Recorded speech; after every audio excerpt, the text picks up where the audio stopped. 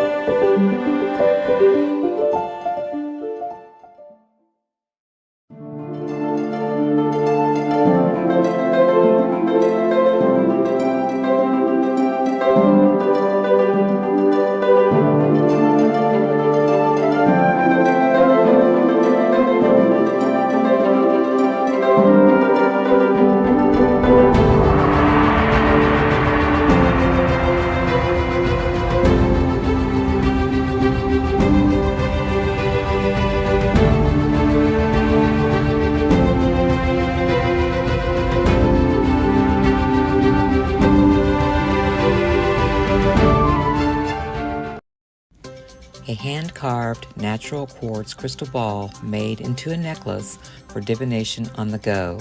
Crystal balls have been used for centuries in healing and cleansing rituals, as well as for divination. The sphere represents infinity and the circle of life.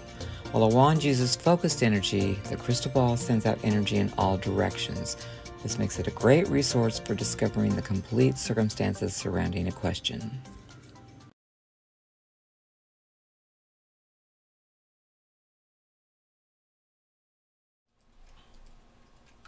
Greetings, fellow seekers of the arcane.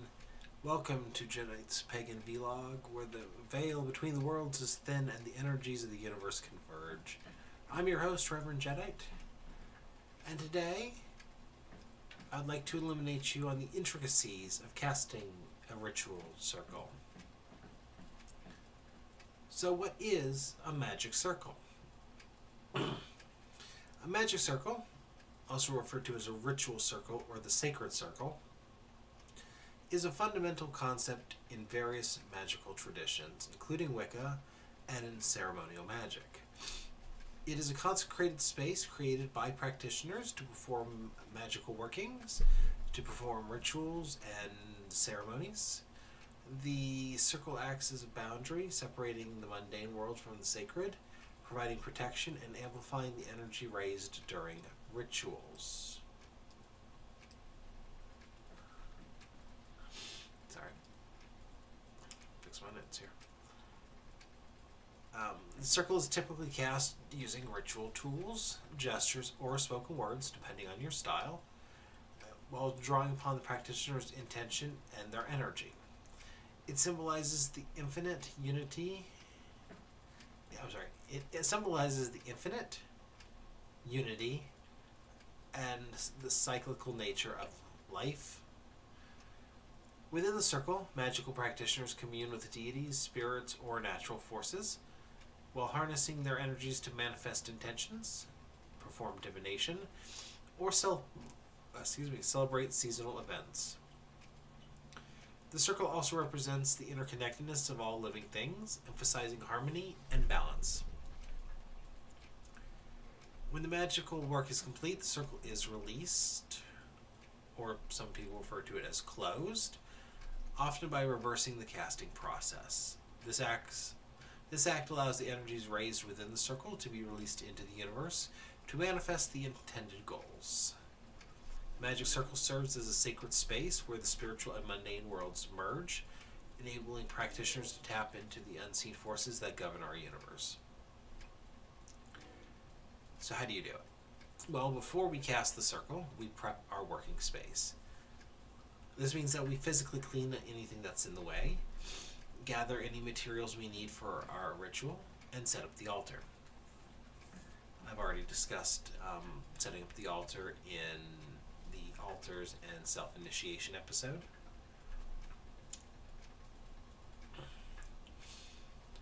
So when we are ready to begin our ritual, we start by casting the circle. First, you cleanse the space. There are several ways to do this. I use a broom and sweep the negative energies away, usually while chanting the phrase, "I cleanse the space," over and over again.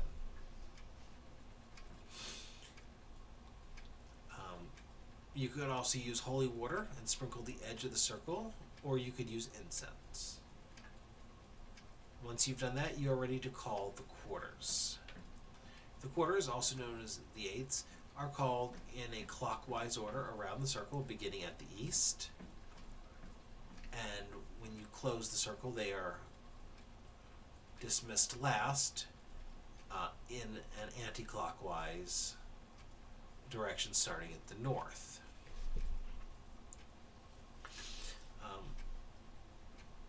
When you are performing the quarter call, there's usually 5 things that you want to do in it. You wish to address the spirit being invoked by its name, such as the guardian of the element of air, or the watchtower of the east, or the watchtower of the air, or something to that effect. You'll praise the spirit. You will mention its qualities.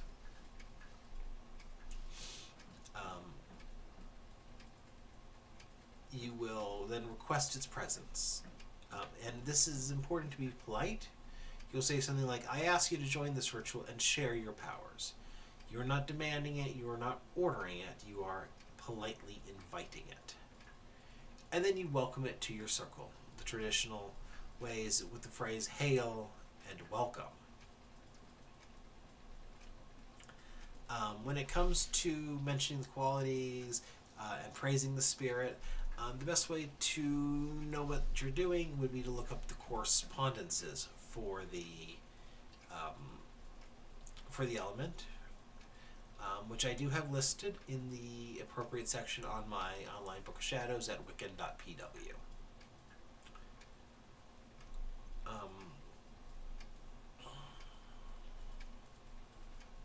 So if we were going with our example from earlier, we would invite the guardian of the element of air, which addresses it by name, the spirit of the early dawn and springtime, praising the spirit, the source of inspiration, that is while praising it, that also mentions its qualities. I ask you to join this ritual and share your powers, requesting his presence. Hail and welcome.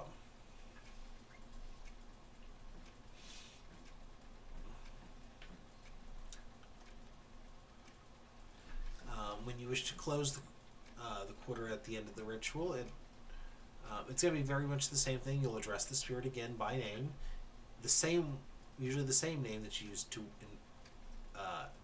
welcome it or invoke it at the beginning. So if you called it the guardian of the element of air at the beginning, you should call it the guardian of the element of air at the closing. You'll then thank the element, again back at the closing. We thank you for joining our ritual and sharing your powers. This is a perfectly good way to say it. You will then give a statement reflecting, again, the qualities of the element. Such as mentioning the winds of change, bringing healing, or something to that effect, depending on... And obviously you'll customize it to whichever element you're addressing. And then, okay, this next part, I will admit there's two different ways to do it. The common way, then as the next step, would be to give it the option to stay or to leave. People who go with this generally will tell you it's rude to just tell the element to go. So some will use a phrase similar to something along the lines of, go if you wish, stay if you wish, or go if you must, stay if you wish, something to that effect. That said, I do know some people, myself included, who would rather politely but firmly ask the element to leave because they wish to control the energies to a greater degree in their sacred space. So they generally don't give the option to stay. The phrase I was taught and that I use at this point would be to ask the element to go in peace and to go in power. Again, not really giving an option for it to stay. And then you'll give a final farewell. We bid you hail and farewell is a very traditional way to say it. Once you call the quarters, you will then call the goddess and the god. At the closing of the circle at the end, you'll dismiss the god and then the goddess before you close the quarters. After invoking the goddess and the god, if you wish to invoke your ancestors or any particular ancestor spirits, maybe not necessarily yours, that's when you would do so. And at that point, you will have a circle successfully opened. So, just to go back over all of it one more time, what you would do is you would clean the space. You would then invoke the elements, starting in the east with air, moving to the south with fire, to the west with water, and to the north with earth. You would, when you're addressing them, each of the elements, you'd address it by name, you would praise the spirits, you'd mention its qualities, you'd request its presence in your circle, and then you would welcome it. You would then invoke the goddess, then the god, and then any ancestors or other spirits you wish to invite. And then you'd perform your ritual, and then at the end, you would effectively reverse the process. You would dismiss your the other spirits and the ancestors. You would dismiss the god, then the goddess. Notice how it's backwards from the beginning. You would then close the quarters in the opposite order. So you would do, you'd close starting in the north with earth, west with water, south with fire, and then ending at the east with air. When you close the quarters, you will address the spirit again by name. You'll thank them for joining your rituals and sharing in your powers and providing theirs. You will again reflect upon their qualities of the element. You will either give them the option to stay or leave, or you will politely ask them to leave until next time. And then you'll bid them a final farewell. Once you have done that, you will then, usually there will be a statement made by whoever's running the ritual at the end, just to indicate that this is the end of the ritual. The one I use will what is the one that I use? Oh, wow, I'm drawing a complete blank all of a sudden.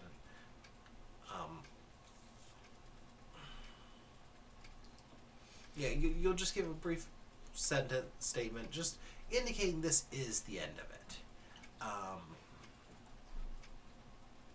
Merry meet, merry part, and merry meet again. That's usually the one people use. That's the one I was thinking of.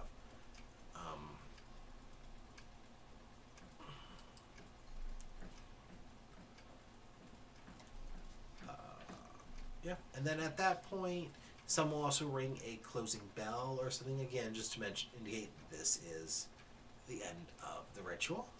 And then usually there will be another cleansing of the space, just to remove any excess energy that's been built up. Some people also meditate and center and ground to release their own extra energies that they have raised and didn't use during the ritual.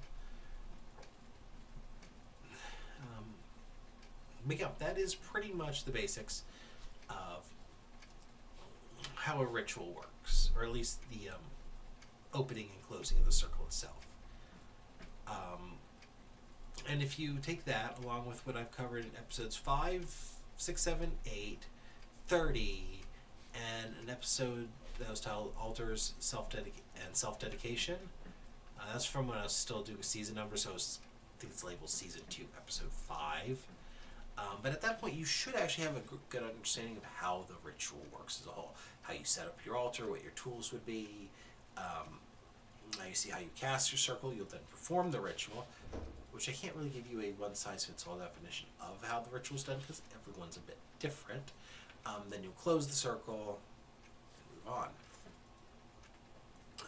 If you would like to see an idea of how rituals work, go to our website, wiccan.pw, look under SBOTs, and look at there are full moon and new moon rituals for most of the months of the year. And I'm always adding to them. And if you look in the section for individual holidays, you'll find a few of the that's the holidays for the Wheel of the Year. You'll find some rituals there too. And they'll at least give you an idea of the flow of how a whole ritual works. And later on, I will actually go through a whole ritual to show you how it's done. But at least at this point, and it's the intent of this video this video series is to give you at least an idea. These videos are never meant to be 100%. This is a complete class. Like everything in Wicca, this is I'm giving you the concepts, I'm giving you the ideas, and it's your turn now to go out and do the research and figure out what works for you.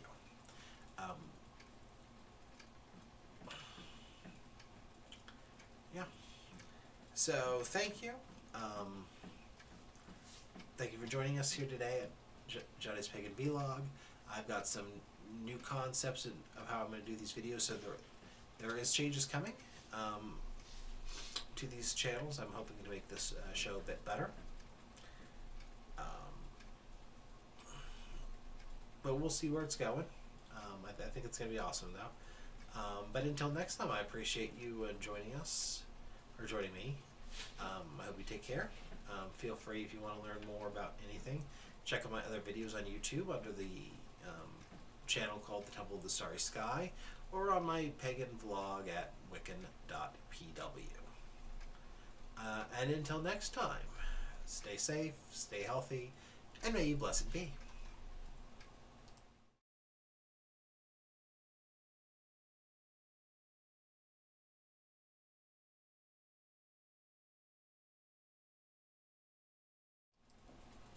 Hello and welcome to Jedite's Pagan Vlog. I'm your host, Reverend Jedite, and today I'd like to discuss mistakes that most, or at least many, new witches make. I actually started working on this list a couple weeks ago, and then I decided to go on Facebook and ask in a couple of the pagan groups that I follow there, and some of the witchcraft groups I follow there, what are the common mistakes they see people make. So I came up with this list, partly on my own, partly thanks to them, so thank you, people. You know who you are.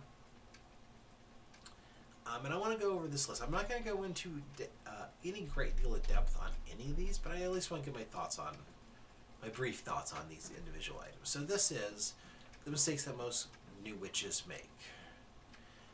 The first one, and I think this is the most important, I don't want to say this. Oh, the first one is that you can't do enough research. Read everything you can and then read some more. When you are practicing Wicca or one of many other pagan religions, or when you're practicing witchcraft or another magical system, you're going to be doing a lot of research on your own. There are places that will offer to teach you, Gray School, Witch School. There are some formalized organizations like Cherry Hill Seminary, things like that. And they will certainly teach you, but you're still going to be doing a lot of the research on your own. And even once you finish any kind of formal training that your tradition has, you're still going to be studying. As long as you are on this path, you will be a student. Even like people like some of the well-known, long-time members of this community, like Oberon Zale or Lon Milo Ducat, or anyone like that, they're still learning. They've been in the the magical community for decades, still learning.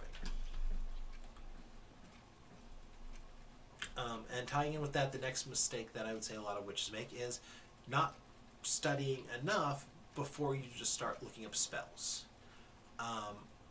It's real tempting if you're just starting out to want to get to the flashy, exciting stuff and start wanting to do spells or what have you, and just looking them up on Google. And you can, and you could perform them, and they may work for you. But understanding why you're doing them or why you do them a certain way is fundamental knowledge to performing them well and having them work very well for you. Assume that you're going to be doing a bunch of boring research, or what you may consider boring research first before you get to the exciting stuff. I had a student a while back that the first thing I did is send him an article of just what is Wicca, what is witchcraft, and they found it boring. They weren't interested in it, and they were asking me why. As part of it simply so you understand what we're doing, and so that we're all on the same page. Is it exciting? No. Is it necessary and fundamental? Absolutely. The next mistake that a lot of witches make is assuming that witchcraft and Wicca are the same thing. And they are not. And these terms, not only are they not the same thing, these terms are not interchangeable. Some people do use them interchangeably, but you shouldn't. Wicca is a religion. It has a particular set of deities that it draws upon. It has certain religious traditions and ways of practicing one's religion. Witchcraft is a magical tradition, which would be a system of performing magic.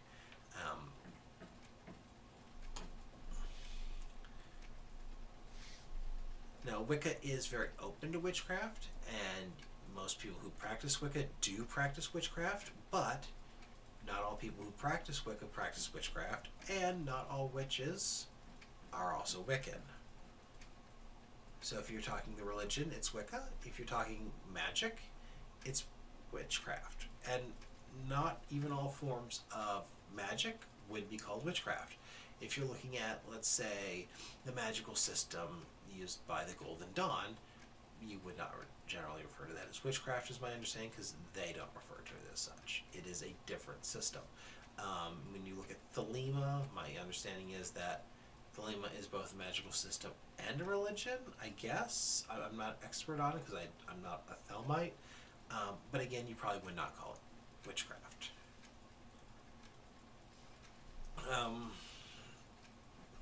The next mistake would be to assume that all witches abide by the Rede. In this case, the Rede is the Wiccan Rede, and a harm none, do as he will. Don't assume that all witches follow this, because, again, touching on the last point, not all witches are Wiccans, and not all Wiccans follow the Rede either. Different religions and different magical traditions do have their own basic code of ethics or code of conduct. Yes, code of ethics would probably be the best. Wicca, the most common one used in Wicca would be the Rede, but again, it's not a universal thing. And the next mistake tying into that is preaching the rules to others. I see a lot of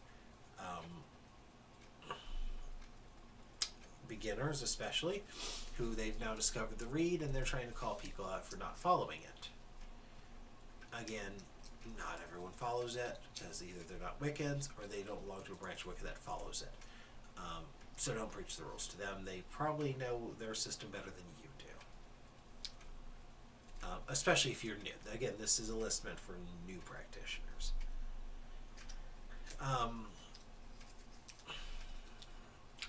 Another mistake that people make, and I think this one's becoming a bigger issue, is believing what you see on Witch Talk, which would be, the TikTok channels for focusing on witchcraft, or even on YouTube.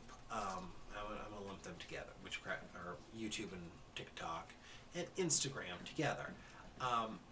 Can you learn valuable things on those platforms? Yes.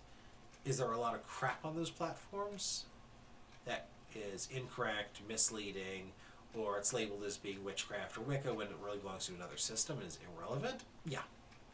Is there a lot of people there trying to help you genuinely learn? Yes. Are there some people who don't actually care if you're looking to learn and they're just there for the views and hopefully to make a buck? Absolutely. So while those are valuable platforms, anything you see there, take with a grain of salt and try to verify it somewhere else. But this again goes back to my very first point, you can't do enough research. I'm thinking of seeing things on the screen, the next point, and I think this really, I don't think this is as big of a problem as it used to be, but I could be wrong. And that's, in reality, magic and witchcraft can be boring. You do a big money spell, and then you're done. It takes time for it to happen. You're not going to just open your front door and boom, there's a big bag of money. Don't get reality and TV confused. What you see in the movies, what you see on Harry Potter or whatever one of those TV shows. I want to say Supernatural, but I don't know. I assume there's witchcraft in that. I've actually never seen it. I saw one episode of Supernatural. There was a jump scare and I noped the fuck out. Forgive my language. It's not as flashy as it looks on TV. But it's not supposed to be. This is a spiritual path for personal enlightenment. The cool stuff will come, just not how it looks on TV. The next mistake that I've got on my list here, that many new witches make is buying without knowing what you need. I'm gonna mention the next one on the list too because they kind of tie together, and that's trying to buy your craft from scammers online offering instant witchcraft. And I should have grabbed my book. Okay. If you buy a new book, let's say you're brand new to this, you go to the bookstore and you buy one of the big books. Big ones that come to mind would be most anything that says Silver Ravenwolf on it, or one I've always mentioned, the Grimoire for the Apprentice Wizard by Oberon Zale, or any of them. And please do not take this as me hating on any of those authors. They are good authors. And you open it up and you're reading, okay, here's a list of altar tools. And then they go to the store and they buy all these tools. Because you need these tools to be a witch. And you don't need tools. Let me tell you a secret. You don't need tools to do witchcraft. And even if you do want to have tools, if you cannot answer the simple question without having to reference a book, what is the tool used for? You're probably not ready for that tool yet. I have a friend, I had a friend, I lost contact with him years ago, in college who wanted to learn witchcraft, so they went to the pagan store in our town. There was pretty much only the one, and they bought, they asked the person who worked there, what do I need? $1,000 later, they had bags of tools and candles and incense and books, and they had no idea what they were doing. This was literally day one. You don't need to buy tools day one. And so hold off on them until you need them and you understand why you need them. And you'll also get to a point in your practice if you stay on this path long enough where you'll realize you don't need tools at all. Magic, the actual force that powers magic, is your intent. It comes from inside of you. And the trappings, the tools, and the altar, and the tools, and the incense, and the candles, and the fancy robes, and the chanting, or drumming, or whatever you do, all of those trappings are not necessary to perform magic. All they do is they're helping the mind and the parts of the subconscious that power that your intent shapes and uses to produce the magic. They're just getting that all tuned in. Can they help with magic? Yes. If you're doing a money spell, burning a candle may get that part of your mind into the right spot. Burning a green candle, that green being associated with money, can add extra power to your spell. But you can still skip it. And that's true with every single tool. Now, there are some magical traditions where this is not true, especially when you get into traditions that would be considered ceremonial magic. They do like their tools, and I'm not bad mouthing them in any way. I started as a ceremonialist, and from time to time, when I feel my path needing to shift styles, I go back to ceremonial magic for a while, then I shift to something else, then I go back to ceremonial. Ceremonial can be a harder one to learn, but I also do find it a very rewarding one. But that's me. But at the end of the day, the tools are they're just tools. They are not required. They just help the parts of your subconscious, your soul, the part that the intention shapes to produce the magic. It just tunes everything in. And as I said, the second part of this is don't buy your craft from scammers online. They don't have your best interest in mind. And if you're around for a while on enough Facebook groups or whatever, you'll find them. One I've been seeing lately on Facebook, and I've been seeing this pop up. It's been popping up for a long time, but I've been seeing it getting worse lately, is they'll be like, I feel like doing some readings for a select number of people. Say yes if you want a reading. Then you say yes. They tell you to message you. They'll be like, I have received a message from the other side. You're cursed. You need a cleansing. Send me some money. That's a scam.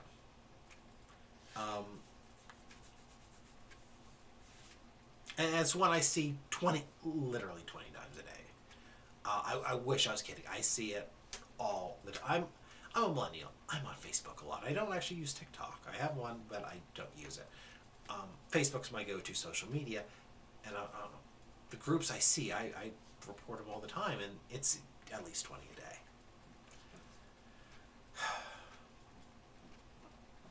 They don't have your best intents in mind. All they have in mind is your money, and your money in their pocket. And there's no such thing as instant witchcraft. It takes time, it takes effort, and it takes you. If you're going to do witchcraft, you do it. You can't outsource it to somebody else. But let's move on. Another mistake that new witches make, and I know I've ranted about this one before on another show. I think on more than one video early on, like one of the first couple, and it was a terrible video. It does make me cringe, but I'm going to hit this point again. I'm going to actually hit 2 points here. For the love of the goddess, please do not call yourself a baby witch. You can be a new witch. You can be a new practitioner. Please do not call yourself a baby witch. Unless you are a legitimate baby that's like a couple of months old, and then what are you doing on the internet? You're not a baby. You are new. You may be a young adult, you may be an adult, you may be a teen. You're not a baby. You're just a new practitioner. And some people think the term is perfectly fine. If you're one of those, you and I will disagree on this point. But we are allowed to. But I do find more and more people are considering the term to be derogatory. And they don't want to certainly be referred to it that way, and they don't want to see other people put themselves down by referring to themselves as a baby. Just acknowledge you're new. There's nothing wrong with that. It's just not the cool, in vogue term that people are using, but I hope it dies as a term. And speaking of things to call yourself,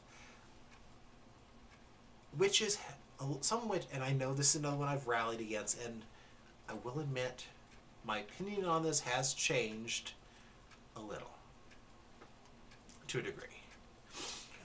And this is picking a type of witchcraft. What do I mean? How I and how a lot of other people think you should... Excuse me, allergies are killing me today.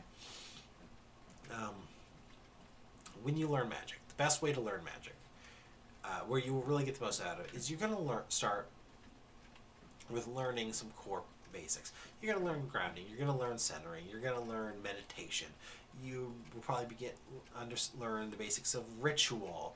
You'll learn the basics of altars and altar tools. And then at that point, once you've learned, and everyone who practices, no matter what type of witch they are, and in this case, type would be like a specialty. Everyone's going to need that basic set of skills. And then once you get to a point, you will then start looking into what specialties there are. And when I say specialties, some magicians, myself included, would be, let's say, a generalist, or I like to think of myself as a magical jack of all trades. I know a little bit about a lot of things. I may not be an expert on this, but some people do want to have a type. There are people who are kitchen witches, and their magic is in the kitchen. It is with food. That is what they are really good at. That is what they specialize in. That's what they study. Or you may have green witches who do gardening and outdoor stuff. You may have sea witches, or you may have witches who specialize in one, or the elements are one specific element, or you'll have ones that specialize in divination, maybe it's all forms of divination, maybe it's one, or you'll have some that specialize in this or that or the other thing. And this is the type. There's nothing wrong about having a type. But on day one, you don't know what that type is. What type are you on day one? You're a new witch. You need to learn those basics. Because here's the thing. The basics that you learn there, no matter what type you go into later, will still apply. Meditation for a hearth witch versus meditation for a demonologist versus meditation for a ceremonialist versus I really wish I'm drawing a blank. I really wish I had grabbed that book I was thinking earlier, which had a big listing of it, of those types. It's going to be the same meditation, plus or minus a little bit. It's going to be the same. Learn the basics and then figure out a type. And when you do decide to figure out what type of witch you are, give me a second. I'm sorry. I'm going to grab a book. 1 second.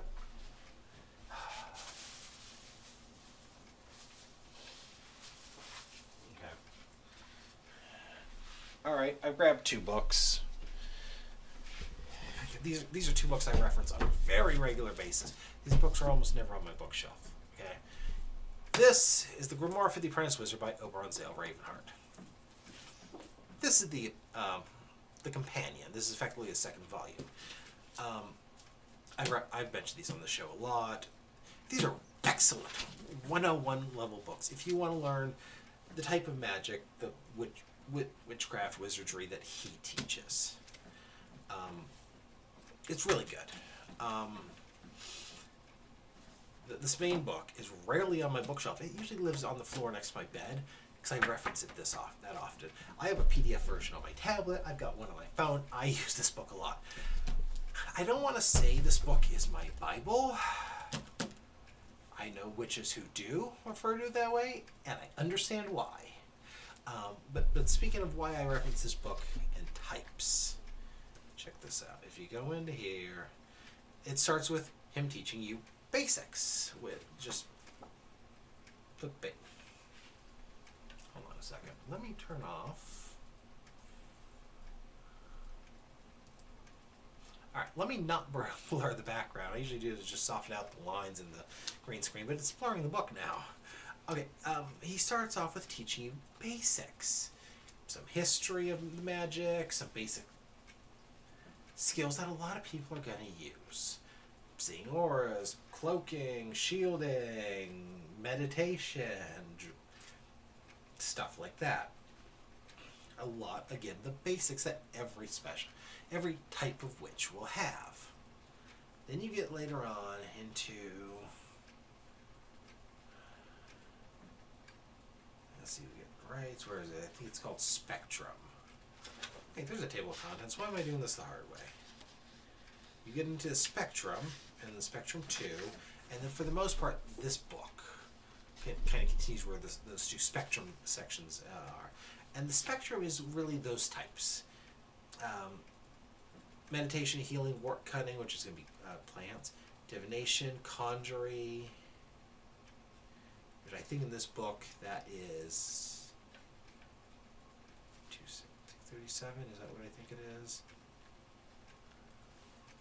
Yeah, in this book, conjury is stage magic, performance magic. You know, pick a card, any card, pulling rabbits out of hats, things like that.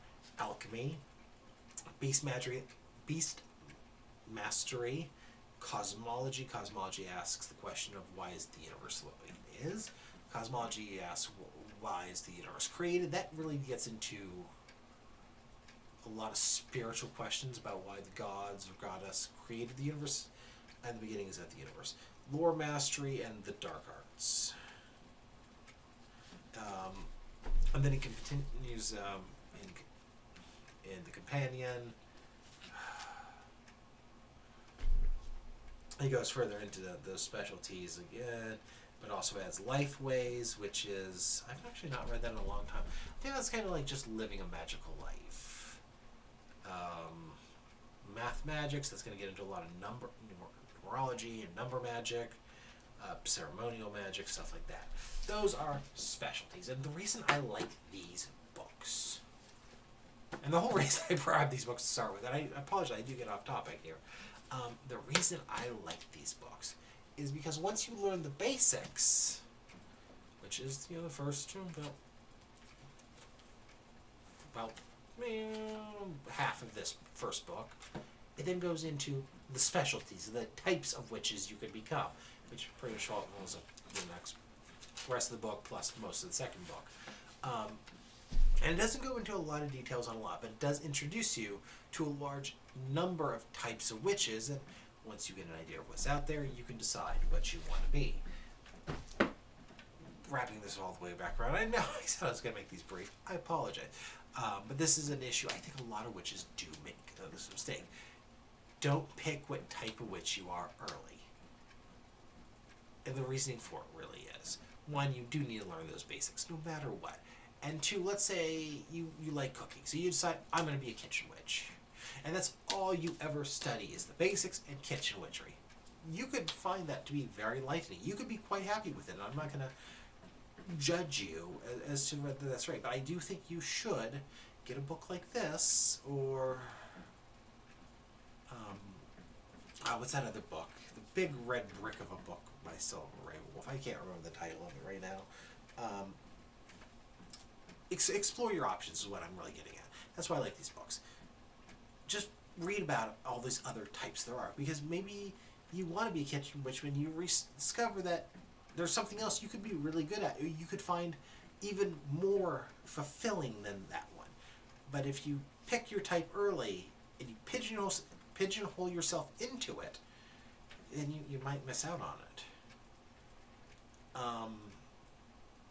And there's also nothing wrong with being a generalist. As I said earlier, I think of myself as a jack of all trades when it comes to magic. I like to know a little bit about a lot of things. Am I expert on any of those? No. Do I want to be an expert on any of those? Probably not. Actually, no, that's not true. There's a few of them I will eventually learn to an expert level. So I get the benefit, I get a little of everything, and I do find that fulfilling. And the nice thing is once you engage with the community on, and I do say Facebook on this case, I think you do get a bit better of a one-on-one, or I don't want to say one-on-one, community interaction than you would on TikTok or Instagram or those ones where it's usually just comments. You can have discussions on Facebook to, I think, a deeper degree. You could find, if you're not an expert on something, make friends with somebody who is. I'm not going to lie. I don't do divination. I've been doing this for 20 years. I can't read tarot. I've tried to learn. I don't have the patience to. I don't know if I just don't have the talent or just the patience or what. I can't do it. I can think of half a dozen friends I could call up, say, hey, I need a reading. And within seconds, the cards will be shuffled and read. I have learned how to use a pendulum. That was pretty easy. That's an easy divination tool, but it is limited to yes and no answers. Whatever works for you. The takeaway is, if you do want to specialize and have a type of witchcraft, that's fine. Don't wait. Or don't pick it immediately. Wait. You might wait a year, you might wait 2 years. I, for years, thought I needed to have a type.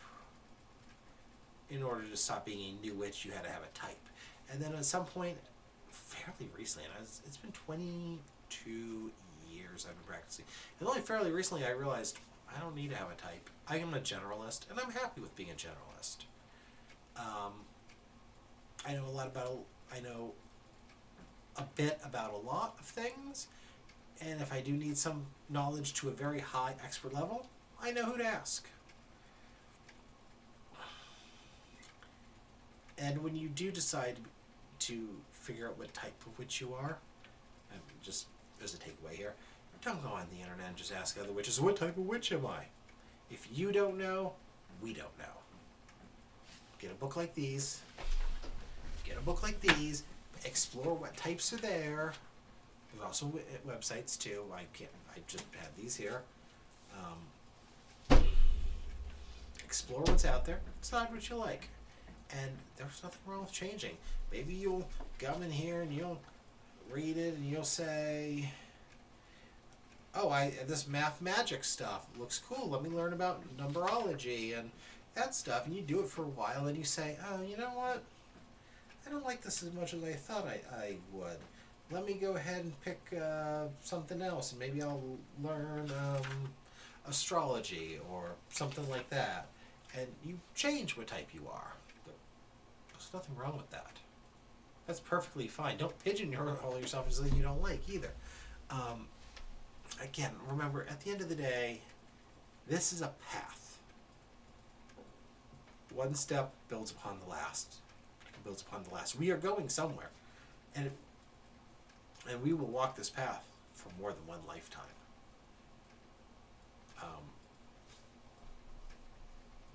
Don't be afraid to learn. Experiment. Moving on. I'm sorry, that took a lot longer than I expected to get over that one. But that I did think. I think that's a mistake that a lot of people make. And if you make it and you dig your heels in and you don't realize it's a mistake, it can cause you serious drawbacks later on. Moving on. Going on Facebook, the next mistake I think a lot of pagans make is going on, and it doesn't seem like a mistake when you do it. And it's going on groups like Facebook or social medias or whatever, and just say, I'm new, what should I know? Okay. First off, how new are you? Day one new, and you heard about us yesterday, and now you're asking? Have you learned a little bit, and you're just new, and you need to know what's next? Are you new to some? What do you mean you're new? And also, what path are you following? The advice somebody would receive if you're new to Wicca, or are you new to the Lima, or are you new to the Golden Dawn, or what are you new to? Matters. And even then, let's go back to that very first thing I mentioned, mistake I mentioned. You're going to need to do your own research. You're going to need to be a student, and you will be a student for the rest of your life. I've said for years, the day I don't learn something is the day I die. And even that day, I'll learn something. It's true. I learn something every day.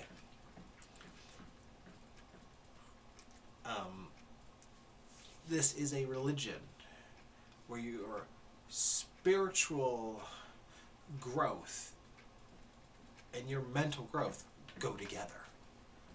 You will be doing studying. You will be doing hands-on learning. You do have to learn. This is not a religion where somebody's just going to, here's your answers, just follow the script. And we'll get to following the script in a second.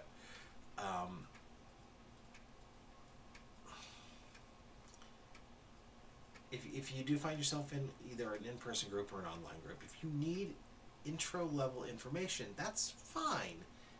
It helps if you know at least specifically what you need to know. Hey, I'm new to this. Where should I start learning to meditate? That's a good question. I'm new. What should I know? That's not a good question. That's such a broad question. It's almost unanswerable. And if people tell you to do your own research, they're not being rude. They're not trying to just shove you away. They're teaching you the most basic thing. What do you need to know? You need to learn how to learn. Moving on. I said earlier, I think it was when I was talking about tools, you don't need tools. The magic comes from within. It comes from your intent. It comes from your psyche, your soul, your subconscious, what word you want to have. One of the mistakes that most new witches make, and I'd say even a vast majority make, at least at some point, and it can sabotage you, is simply not believing in your own power. The God, the goddess, the powers that be, the universe, have given us the ability to work magic. Let me say that again. You have been given the ability to work magic. And the first thing you have to do to unlock that ability is just understand that one fact. If you don't believe in your own power, you're going to shut yourself down. That is a hard lesson to learn.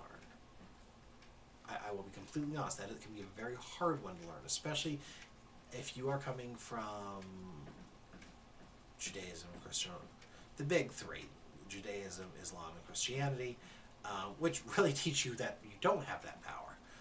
And especially if you come from more conservative lines of those, which really hammer that in. That can take time. And I also said earlier on, when I mentioned don't get reality and TV confused. Magic can be subtle. Magic takes time to work. And people who don't see an immediate response, that can reinforce you're not believing in your own power. So let me tell you this. If you're a new beginner, let me tell you this. You have power. You have the ability to work magic. You may not fully realize it yet. That takes time. That takes studying. That takes practice. But everyone can learn to do this.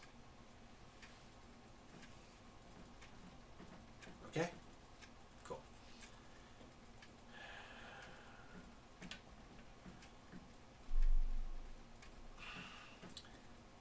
The next mistake that I'm going to go ahead and cover, this video is going longer than I thought. And this is another one that I'd say a lot of people do make. Not just most new witches, but even some experienced witches can actually make a variant of this mistake. For new witches, not learning how to center, focus, and ground. And I'll also add to that visualizing. These are core concepts. When I was talking about picking your type, I said there are certain core concepts that everyone needs to learn, no matter what type of witchcraft you practice. Center, focusing, grounding, and visualization are so fundamental. That's one of the first things you learn. Centering really is getting yourself into a particular meditative state. Just meditating can get you there. Focusing builds on that and being able to block out that outside world, and get yourself focused in on that work, internally, externally, how have you. Grounding, you're going to build. When we work magic, we build energy. That energy is what sends it out into the universe. That our intent uses that energy to send it out into the universe to make the job happen. You've got to get rid of the extra at some point. Grounding, and I know I've covered these. And visualization. Visualization, I really think is an underrated skill, even for experienced practitioners. Let's say you're doing healing magic on your friend's broken arm.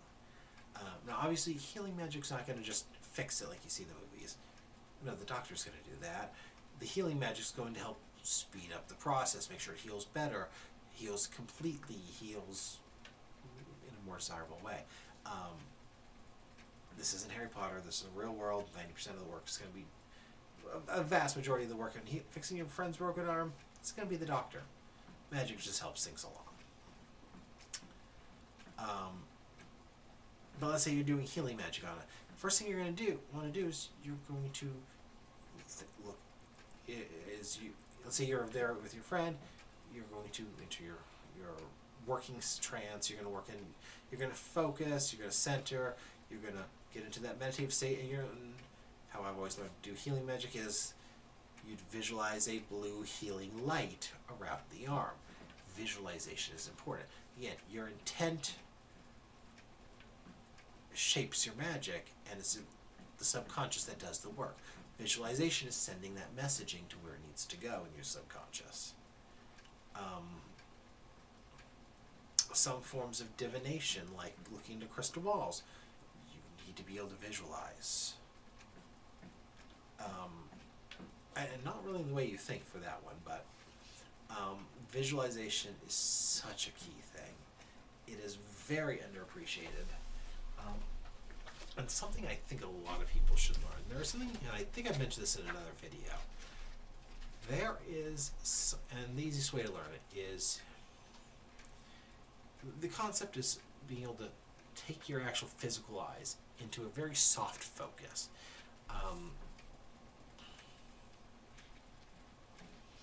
There is something called a 3D dot stereogram. I'm looking at this book to see if I can find it real quickly. Now there's one in here.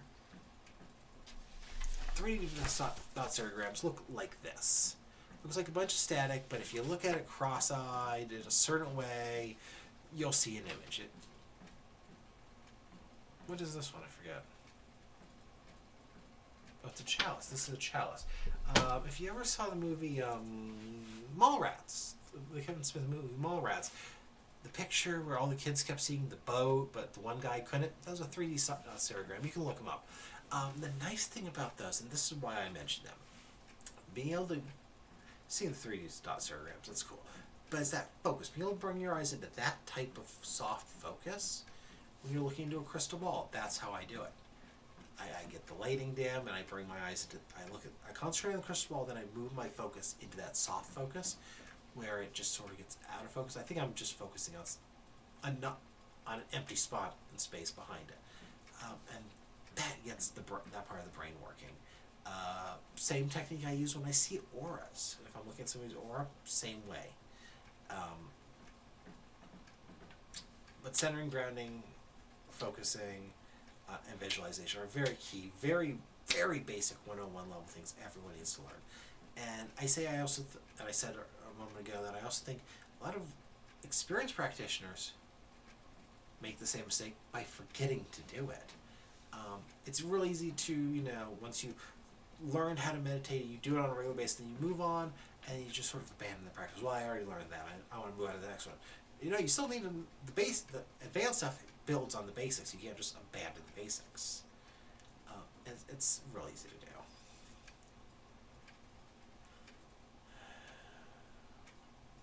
And the next mistake that I think a lot of witches make is not learning how to raise energy.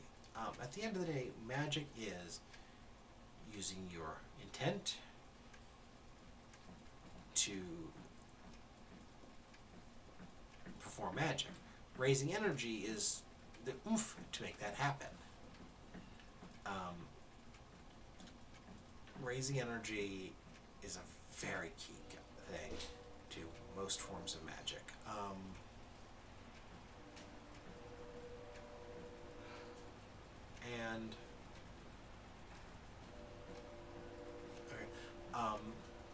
And there's a lot of ways to do it.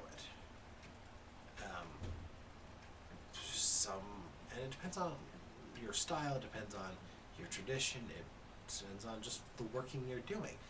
It may just be you can just light candles and use the energy the candles provide, or maybe there'll be ceremonial drumming or dancing or visualization. There's a lot of ways to do it.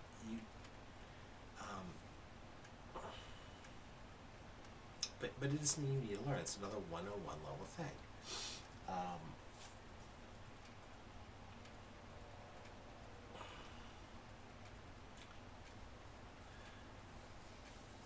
I said earlier that one of the mistakes that some new witches make is they're not doing the reading, studying before they start looking up spells on the internet, just because they just want to jump to the spells without doing the research to learn the basics first.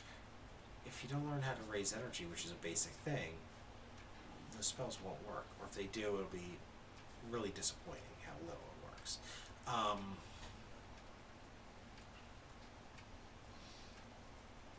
Yeah. So. Hi, little one. Oh, the cat wandered in. Okay. Are you done yet? Hold on. 1 second.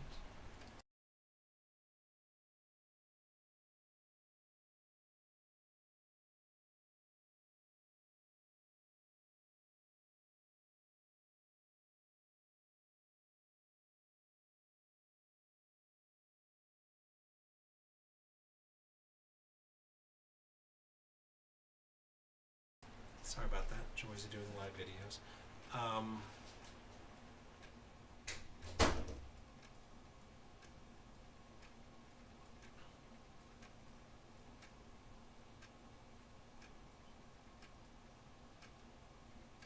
Okay, sorry. Next thing. Next mistake I think a lot of witches make is following what everyone tells you instead of learning or finding your own personal path. You're going to do research. That research is going to be based on books or websites or videos, and that's going to be based on that person's personal experiences. You're going to learn from them, yes. You are not obligated to follow their path exactly. Learn what they have to teach you, and then build on it to make it your path. By personalizing your path is going to make it more useful, more powerful, and more meaningful to you.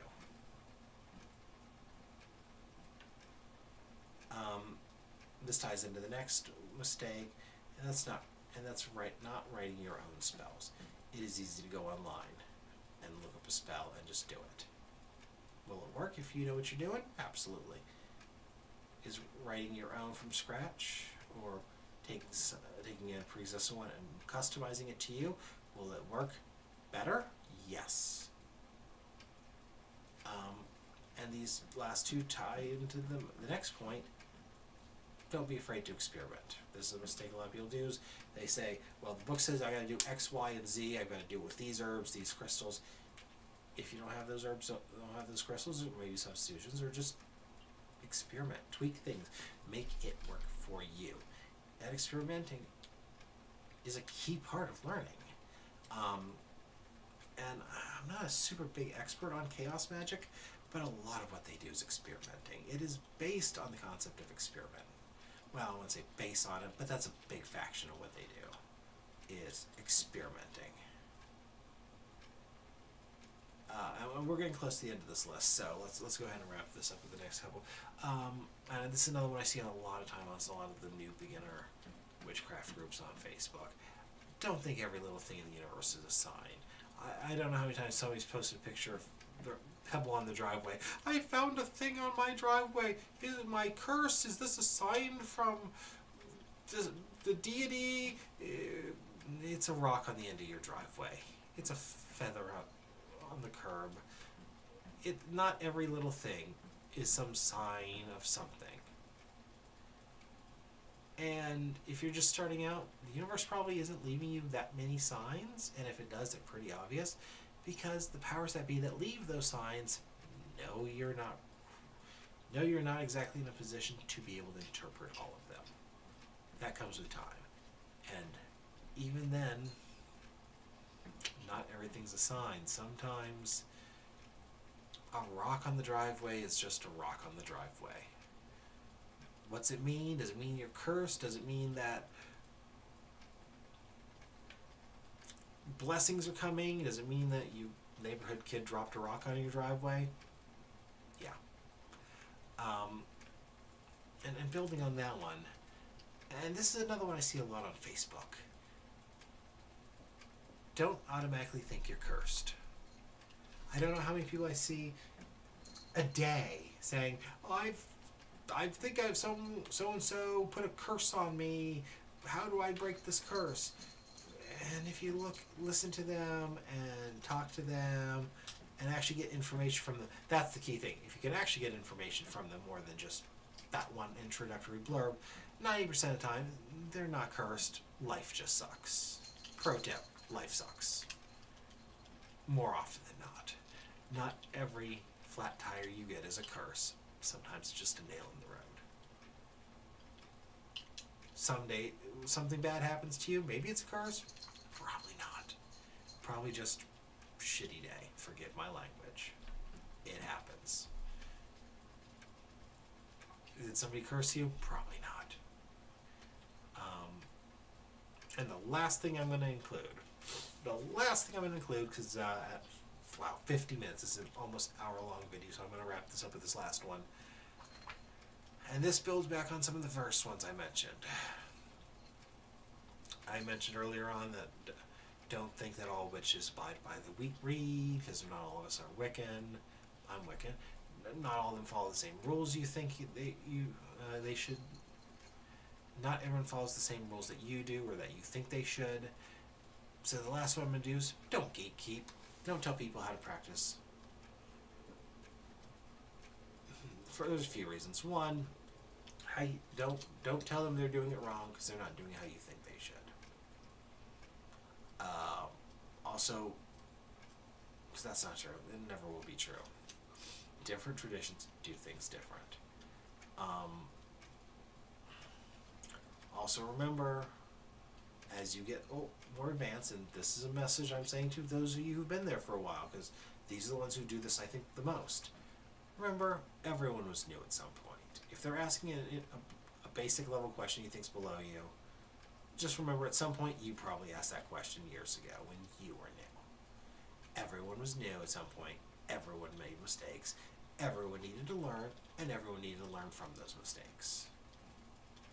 Don't gatekeep, and don't make things harder on them.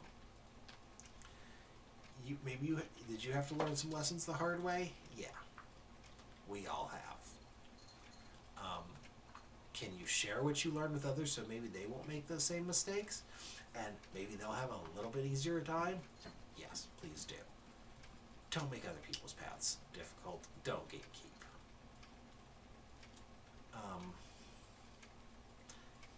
This was, as I said, this was a list I put together partly on my own, partly based on suggestions from people on Facebook. Those who gave me suggestions, a million thank yous. I appreciate it.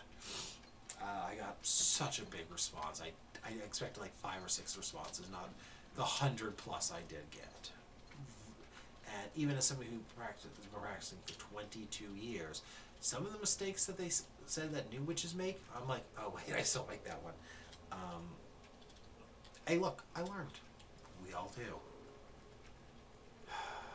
Yeah. So, hopefully you won't make these mistakes, or at least maybe you'll learn a little something from this list. Maybe it'll help you out. I hope it does. Take care. Stay healthy. May blessed be. And may you check out my website at wiccan.pw. You can also subscribe to me on Facebook. Just search for the Temple of the Starry Sky. Take care.